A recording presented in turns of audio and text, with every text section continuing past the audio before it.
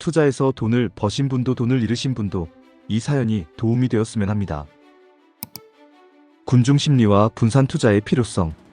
어느 날 토끼들이 한자리에 모였습니다. 다양한 이야기를 나누던 중 한 마리가 신세를 한탄하기 시작했습니다. 우리는 독수리나 늑대 같은 무서운 짐승들의 먹이가 되어왔어.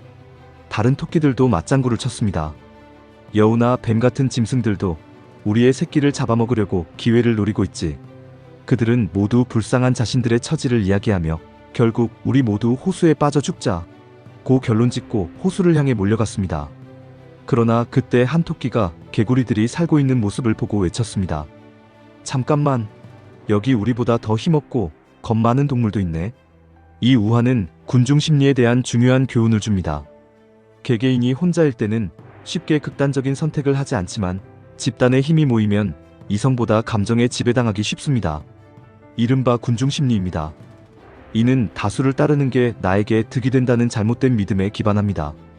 주식시장에서도 이러한 군중 심리가 만연해 있습니다. 주식시장은 변동성이 크고 투자 손실은 일상사고처럼 일어날 수 있습니다. 개인 투자자들은 혼자서는 이러한 위험한 시장에서 헤쳐나가기 어려워 집단의 힘을 빌리고 싶어 합니다. 남들이 하는 대로 따라가면 안정감을 느끼기 때문입니다. 예를 들어 주변에 여러 사람이 정보기술 IT 주식을 사면 나도 똑같이 투자해야 한다고 생각하게 됩니다. 그러나 주식 투자는 맛집을 고르는 것과는 다릅니다. 손님이 많다고 해서 음식이 맛있는 것은 아니듯이 주식도 잘못된 선택이 금전적 손실로 이어질 수 있습니다. 군중 심리는 특히 주식시장에서는 위험한 요소입니다. 1929년 대공황, 1987년 검은 월요일, 그리고 2008년 글로벌 금융위기 등은 모두 투자자들의 집단 관계에서 비롯되었습니다. 이러한 역사적 사건들은 군중 심리에 휩쓸리지 말아야 한다는 교훈을 줍니다. 그러나 주식 투자는 맛집을 고르는 것과는 다릅니다. 손님이 많다고 찾아간 식당의 음식 맛이 없다면 기분이 나쁜 것으로 끝나지만 주식 투자를 잘못하면 즉각적인 금전적 손실로 이어집니다. 누구나 손실을 보는 것은 죽기보다 싫어합니다. 많은 사람이 주식을 사면 공급자 우위의 시장이 형성되고 이때 재앙이 서서히 고개를 듭니다. 작은 사건이나 실수 하나만으로도 주가는 모래성이 무너지듯이 와르르 주저앉습니다. 시장은 손실을 피해 빠져나오려는 투자자들로 아수라장으로 변합니다. 1929년 10월 24일 대공황의 전조를 알린 폭락사태, 1987년 10월 뉴욕 증시의 20% 폭락인 검은 월요일, 2008년 글로벌 금융위기 등은 모두 투자자들의 집단 관계에서 비롯된 사건들입니다. 거친 시장에서 살아남으려면 군중 심리에 휩쓸려서는 안 됩니다. 투자의 귀재인 워런 버핏은 버크셔 해서웨이 본사를 뉴욕 월스트리트에서 멀리 떨어진 네브래스카주 오마하에 두고 있습니다. 이는 군중 심리에 휘말리지 않기 위한 전략입니다. 똑같이 생각하고 믿고 느끼는 사람들에 둘러싸여 있으면 집단의 감정이나 믿음에서 벗어나기 어렵습니다. 버핏은 월스트리트에서 떨어져 시장의 움직임을 지켜보며 의사결정을 내립니다. 우리나라에서도 여의도 주식시장과 거리를 두는 금융회사가 여럿 있습니다. 에셋플러스는 한국 증시의 메카 여의도와 한참 떨어진 경기도 판교에 위치하고 있습니다. 설립 당시에는 아예 제주도에 본사를 세우려 했으나 직원들의 출퇴근과 고객관리 문제로 판교로 옮겼습니다. 메리츠 자산운용도 본사를 여의도에서 서울 북촌으로 이전했습니다. 이들은 군중 심리에 맞서는 역발상을 했다는 공통점이 있습니다. 대한민국에서 날고 깃는 투자 전문가들이 몰려있는 여의도를 의도적으로 등진 것입니다. 아무리 고수라 해도 한 곳에 몰려있으면 분위기에 휩쓸릴 위험이 커집니다. 냉정해야 할 투자 판단이 흐려지고 자기도 모르게 군중 심리에 젖어들게 됩니다. 같은 생각, 믿음, 심지어 감정마저도 주변 사람들과 동일시하면서 집단적 행동으로 내몰리기도 합니다. 야구장에 가본 사람은 흥분한 관중 속에서 냉정함을 유지하는 것이 얼마나 어려운지 잘 알고 있습니다. 자신도 모르는 사이 사람들과 섞여 소리를 지르고 노래를 부르며 껑충껑충 뛰게 됩니다. 투자자들도 같은 환경에 있다 보면 천편일률적인 생각과 행동을 하게 됩니다. 투자의 세계에서는 남들이 생각하지 못하는 것을 생각해내고 그게 아니라면 남들과 다르게 생각해야만 맛있는 열매를 딸 수 있습니다. 일반 투자자도 의식적으로 시장에서 한 걸음 떨어지려고 노력하는 것이 중요합니다.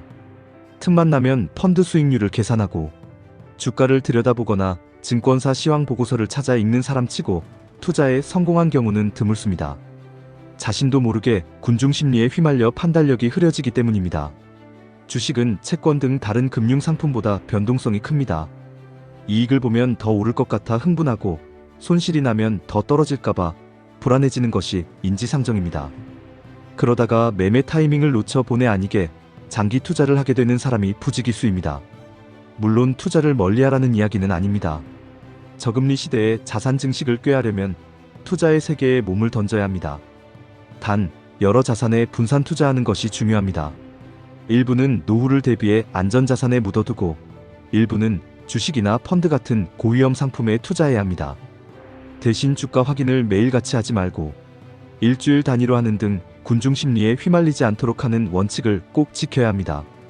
결론적으로 군중 심리에 휘말리지 않고 냉정하게 투자 판단을 내리는 것이 중요합니다. 이를 통해 보다 안정적이고 효율적인 투자를 할 수 있을 것입니다. 로또에 당첨돼도 평생 부자로 살기 힘든 이유. 오늘 갑자기 복권에 당첨된다면 평생 부자로 살 수 있을까요? 많은 사람들이 돈만 많이 벌면 만사가 다 해결되고 걱정이 사라질 거야 라는 믿음으로 로또를 사곤 합니다.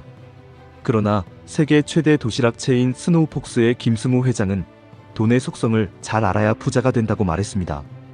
그는 돈 버는 능력, 모으는 능력, 쓰는 능력, 불리는 능력, 유지하는 능력이 각각 다르기 때문에 돈을 버는 것만큼이나 그 속성을 잘 파악하는 것이 중요하다고 강조합니다.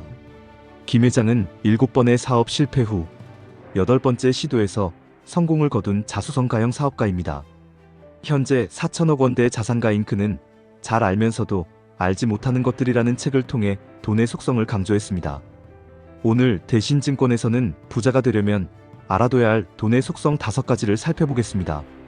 1. 돈은 인격체다. 돈은 인격체와 비슷한 속성을 가지고 있습니다. 자신을 함부로 대하는 사람과는 멀어지려는 경향이 있습니다. 같은 금액을 벌더라도 소비 습관이 다르면 결과는 크게 달라지기 마련입니다. 돈을 함부로 쓰는 사람은 낭비와 무절제의 세계로 빠져들기 쉽습니다. 따라서 작은 돈도 소중히 여기는 태도가 부자가 될 가능성을 높입니다. 2. 돈은 중력과 같다. 돈은 많으면 많을수록 더 많은 돈을 끌어당기는 성질이 있습니다. 처음에는 돈을 모으기 힘들지만 일단 한번 모으면 다음부터는 점점 쉬워지는 경향이 있습니다. 예를 들어 10억 원을 모으겠다고 할 때 처음 1억 원을 만들기 위해 100의 노력이 필요했다면 다음 1억 원을 만들기 위해서는 90의 노력으로 가능하다는 것입니다. 따라서 시작이 가장 중요합니다. 3. 일정하게 들어오는 돈은 힘이 있다.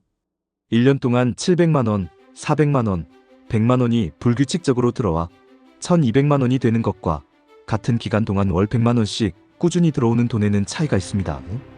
총 수입은 같지만 매월 일정하게 들어오는 돈이 불규칙한 수입보다 더 큰 힘을 발휘합니다. 일정한 수입이 불확실성을 줄여주기 때문입니다. 4. 남의 돈도 소중히 여겨야 한다. 타인의 돈을 대하는 태도는 자신의 돈을 대하는 태도와 깊은 연관이 있습니다. 친구에게 밥을 사줄 때는 신중하게 고민하면서 친구가 밥을 살 때는 아무렇지 않게 큰 금액을 쓰는 사람은 결국 자신의 돈도 함부로 다루게 됩니다. 타인의 돈을 존중하는 습관이 중요합니다. 5. 고생해서 번 돈은 공짜보다 힘이 세다. 쉽게 부자가 된 사람들은 어렵게 돈을 번 사람들과 돈을 대하는 태도가 다릅니다. 고생하고 피땀 흘려 번 돈은 그 가치가 크기 때문에 함부로 사용할 수 없습니다. 반면 쉽게 번 돈은 휘발성이 높아 쉽게 떠나가 버리는 경향이 있습니다. 따라서 고생해서 번 돈은 오랫동안 함께할 수 있는 힘을 가집니다. 돈을 어떻게 생각하고 어떻게 사용하느냐에 따라 그 가치는 달라집니다. 돈에 대한 마음가짐과 태도를 명확히 하고 계획적으로 관리해야 진정한 부를 얻을 수 있습니다. 오늘 소개한 내용을 바탕으로 자신이 평소 돈을 어떻게 대했는지 되돌아보고 돈의 속성을 이해하여 부자의 길로 한 걸음 더 나아가시길 바랍니다. 영상을 보시고 구독, 좋아요 눌러주시면 제게 큰 힘이 됩니다.